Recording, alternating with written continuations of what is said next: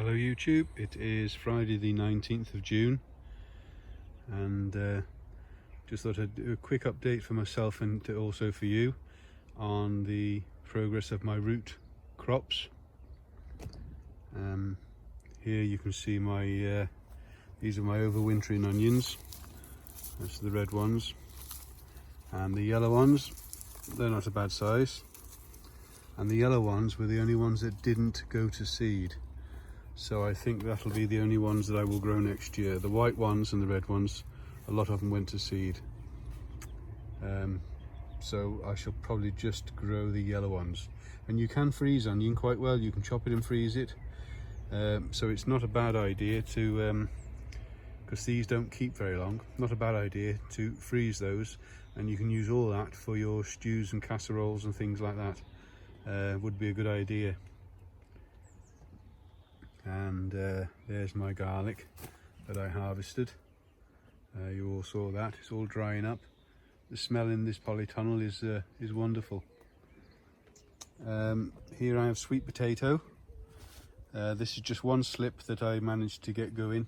It took me about 2 months, and it's just a sweet potato from the supermarket, and it's coming on nicely. That is, it's in a 30-litre bucket, and I don't suppose I'll get much of a crop off that, but you never know, it's just something to try. But that was quite fun trying to get them going. I had 3 on the go, and I'll do them differently next year, but I managed to get one real good slip off that, and that's what that one is. Carrots. This is these were planted on the early Nance, planted on the 14th of March.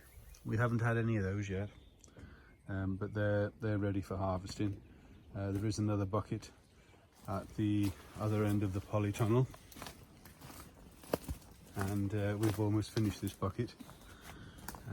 This one was Royal Chardonnay 2, and they were planted at the same time, and we've had some nice carrots off these. No carrot fly damage on them at all. I was a bit worried about the carrot fly, but those are a good carrot, and they've been very tasty and very welcome and nice and early.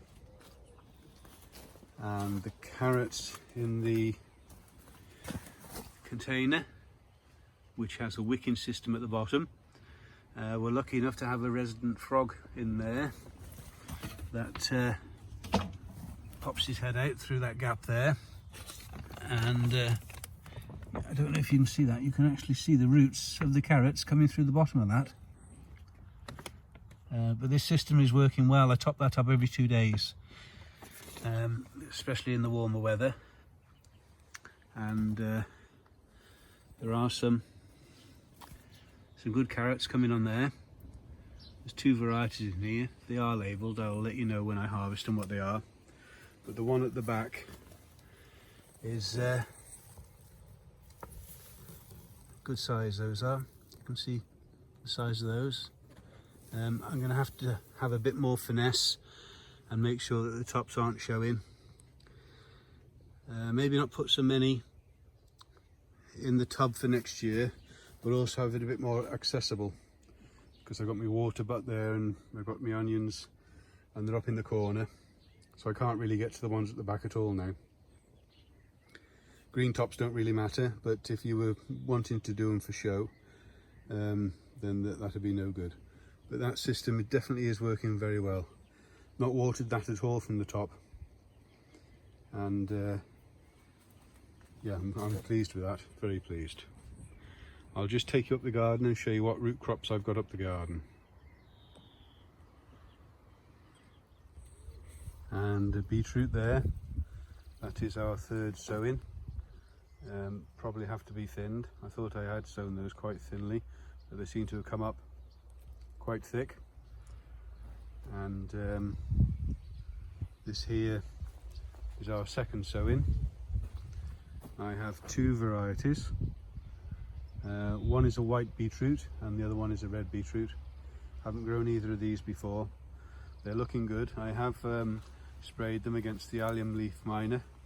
I did have it to begin with. You can see a bit of damage down there, but I can't just remember the name of the spray that I've used, but it's an organic spray that you use for the cabbage white butterfly on the cabbages, and it's also worked for the leaf beet miner, and they look good plants. The white one is called Albino, and nice leaf on it. You can use the leaf as a spinach, as you can with the ordinary beetroot. And the red one, I don't know if there's a label on this one, there's a label on the others. You can also use the leaves on that as well. There was one bit there that didn't come, and I re-sowed, but it looks like the leaves of this sowing will probably smother them, and they probably won't come to anything. And the other beetroot is over here, and this is getting ready for picking. We have it as a vegetable, hot or cold, and we also pickle it, and that is, you can see what that one's called, and that was sown on the 15th of March, and they look healthy and well. You can see there's no damage on the leaves on them. Lower down and underneath where I did start to do some damage to begin with, and funny enough it was exactly the same time as what Terry King had problems with his, but they've only had one spray in, and it has seems to have resolved the problem. And I have another load of carrots here, trying to stagger the carrots so we get them for quite a long time in the period of the season. This is a Nance type called Namur. These were sown on the 9th of April, and I absolutely soaked these 4 pallet collars with water as I laid the compost in. This was compost that I used last year for my potatoes, and they've only had water from the rain, and they seem to be doing okay. When it's been raining, I have taken the fleece off just to let them get a good soaking, but they all seem quite healthy and well. So that's one box that one isn't on a wick system, and I must show you my spring onions. I don't grow spring onions very well, but this year for some reason they're excellent, really come on well. We've had all the ones in the polytunnel, they were excellent, and now we're starting on these, and yeah, very pleased with my spring onions. Don't think I've done anything different, just a different seed supplier, but they're doing really well. And this wicking system that I have done, it's just a 200 litre drum cut down the centre, and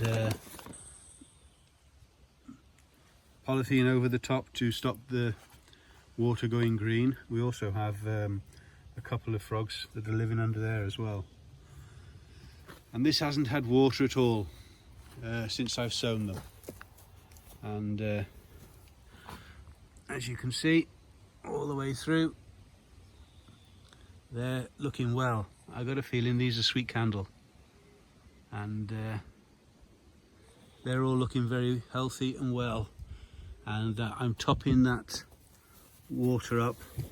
It doesn't run dry, but I'm topping it up once every 10 days, and there's about a third gone out of it. I've put the moisture tester in, and it's moist once you get past about 6 or 7 inches, so that's definitely doing its job. The only thing is the foliage has reached the top, as you can see, so that's going to get a bit squashed up there, but we'll see how that goes. Might have to make a square taller lid for it for next year. But looking at it at the moment, then I'll definitely be doing that again next year. And Celeriac. These are giant Prague, and they seem to be a bit of a mixed bunch. There seems to be some small ones and then some larger ones, but they're all growing away. And what I do is, when these leaves start to go over like this, I just pull them sideways and pull them off. That is part of what you should do with this Celeriac, and it helps the bulb to be able to expand. And just pull them sideways, and you can see that's what you want them to look like when you've pulled them off. So I wait until they're bending over and touching the floor, like that one there, and then just pull them sideways, and that's what you want to see. And then just leave the tops, which are upright, just leave them to grow on. And that should give you a better bulb at the end of the season. And I've got some giant veg in here, which are root crops: parsnip, beetroot, and carrot. And it's a bit of a jungle in here. I shall do it all different next year, but you can just see how these are all doing. That's beetroot, parsnip, and the carrot. They are starting to push themselves out a bit, but I'll put these in drums next year. Just a bit of fun. Never grown them before, giant veg, and it's something that I think I'll be trying in the future. Need to get some decent seed. I mean, the seed I've got might be okay, but I'd rather have some of the best quality seed if I can. So that's something I'll have to chase up in the winter. And the only other root crop I have, unless you're calling onions a root crop, they're coming on nicely. These are all shallots. The only other root crop is parsnips. Now, I've always sown my parsnips in March. Excuse the wind, noise if you can hear it. It is just starting to pick up. I think we're in for a bit of wind over the weekend. I've always sown my parsnips in March, and this year I didn't get round to it. I was too busy. And got a little friend there, look. I was just about to say I've had hardly any slugs whatsoever. Got all this rain, I've probably seen half a dozen slugs. That's going to be history. But yeah, I don't know why, but this year hardly any slugs at all. But these parsnips, I sowed them in the middle of April, and the germination was fantastic on them. I only had one station that didn't germinate, and they've never looked back. They're in a no dig bed, nothing special. I think this bed had onions in last year, but don't quote me. I think it did.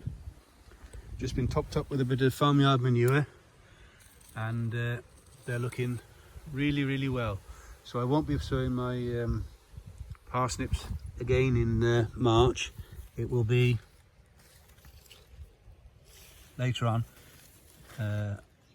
second week in April probably. Gladiator, the variety, which I think is the general variety that most people grow. So I'm very pleased with those. And oh, potatoes. I made a big mistake with the potatoes and not putting me green bunting around to keep around the sides to keep the foliage up. And this rain that we had rain all day yesterday, straight down. Good gardener's rain, I call it. But it has just open this foliage up on the potatoes.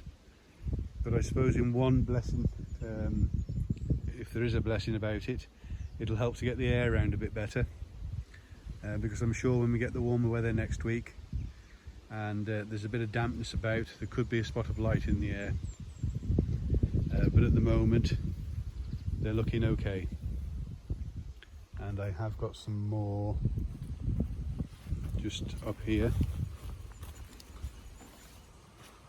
These are all my trial ones, and they're all looking well. The tallest one here, which is in flower, beautiful flower on the potato, and that one there is pink fir apple. I'm hoping to get a lot of seed potatoes off that, and if I just stand down the row you can probably see the difference in height with that one to the rest. I usually grow Enya, which is a cross with the pink fir apple, but I have been told, I think by Bill and Val's allotment, that the taste of the pink fir apple is second to none. So on their advice, that one there, that one tub there, is pretty much solely for seed for next year. Must apologise, I'm struggling to keep up with people's videos. Work is so busy. We're 70% up on our busiest week last year, and production is 70% up every week, every day. So it's been relentless, and even on my days off, I've been out in the garden at 4:30 in the morning trying to keep on top of everything. I must admit it's paid off. I don't think my garden's ever been as well as what it is this year. There's always some pitfalls and some things go wrong, but in general I'm very, very pleased with how everything's gone this year. But I have put a lot more effort in this year, but it's all pleasure. It really has been enjoyable. So please accept my apologies. I will try and catch up with everybody. I'm not ignoring you. It's just that I haven't got the time. So but it's the same for most people. There's that many videos going up. It's that time of year when everybody wants to show what they're doing, and rightly so as well. But I will try and catch up with you all, and also my comments as well. I will catch up with everybody that comments. So take good care, everybody. Hope you all have a great weekend, and I believe there's some warm, hot weather coming next week, but we have got some winds coming today and tomorrow, I think. So I've just been tying up my sunflowers, making sure that they're okay, because I'm back to work tomorrow. I work the weekends. Take good care, everybody. Many thanks for watching. Thank you. Bye bye.